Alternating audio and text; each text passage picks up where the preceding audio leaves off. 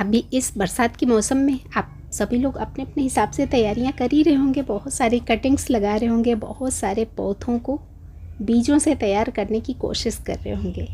पर इतनी सारी तैयारियों के बीच में कहीं एक ज़रूरी काम आप भूल तो नहीं गए? ये ज़रूरी काम आप सभी को करना है, घर में उगाने सैकड़ों पौधे। नमस्कार, वेस्टी पर आप सभी का ढेर सारा स्वागत। तो आज मैं जिस पौधे की बात कर रही हूँ वो मेरे लिए, आपके लिए, सबके लिए एक ज़रूरी पौधा, अपना तुलसी का पौधा। और इस पौधे के साथ ना बहुत समस्याएं आती रहती हैं। ज़्यादा गर्मी आई तो पौधा मर गया, ज़्यादा सर्दियाँ आई तो पौधा मर गया। तो हमें एक काम करना है, हमारा पौधा किसी भी खतरे का सामना करे उससे पहले हम क्या करेंगे, अपने बहुत सारे पौधे उगा के रखेंगे।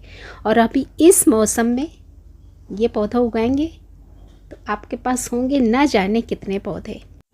ढेर सारे कामों के बीच में कभी कभी होता क्या है कि कुछ न कुछ ज़रूरी काम हमसे छूट जाता है और फिर हम बाद में पछताते हैं कि टाइम रहते अगर ये काम कर लिया होता तो कितना अच्छा होता।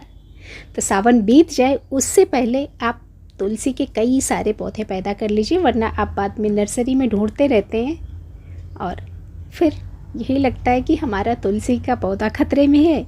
तो वो पौधा आपका खतरे में भी होगा तो भी पैरेलल आपके पास होंगे बहुत सारे पौधे। मैंने कुछ यूं ही रफली बीज बिखेर दिए थे, हाथ से बस छिड़क दिए थे कुछ कुछ गमलों में, और न जाने कितने गमलों में ये सारे पौधे उगाए हैं। कुछ एक उखाड़ के मैं दूसरे गमलों में शिफ्ट करूँगी और कुछ एक जड़ से उखाड़ के अपना इस्तेमाल कर लूँगी, क्योंकि सैकड़ों पौधे उगाए हैं तो इनका करूँगी क्या, सैकड़ों तो लगा नहीं सकती ना। तो आप भी इस मौसम में ये सबसे ज़रूरी काम करेंगे। अब तुलसी का जो पौधा होता है इसमें कई सारी किस्में आती हैं हमारी, रामा तुलसी, श्यामा तुलसी, कपूर तुलसी, न जाने कितनी कितनी तुलसियाँ। फ़िलहाल मेरे पास तो 3 है। और ये जो आप छोटे छोटे पौधे देख रहे हैं ये दरअसल स्वीट बेसिल के हैं, थाई तुलसी भी बोलते हैं कुछ लोग, मरुआ के नाम से जानते हैं, वही पौधे हैं। पर केयरिंग सबकी सेम है, भले ही आपके पास रामा तुलसी, श्यामा तुलसी या अपना स्वीट बेसिल कोई भी पौधा है ना, सबकी केयरिंग सेम और सबको बोने का तरीका भी सेम। बीज में थोड़ा बहुत अंतर होता है बस, और जो हमारी केयरिंग है उसमें कोई अंतर नहीं होता। गुणों में भरपूर आपका ये भी स्वीट बेसिल भी।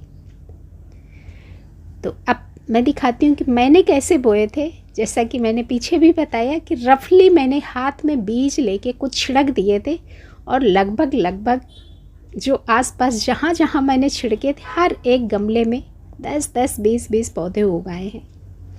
बारिश का मौसम है तो बड़ी बेतरतीबी से बड़े हुए हैं। तो आप भी देखिए कि इनको मैंने कैसे बोया, अपने घर के ही बीजों से। इनके बीज मैंने निकाल के रखे ही नहीं थे।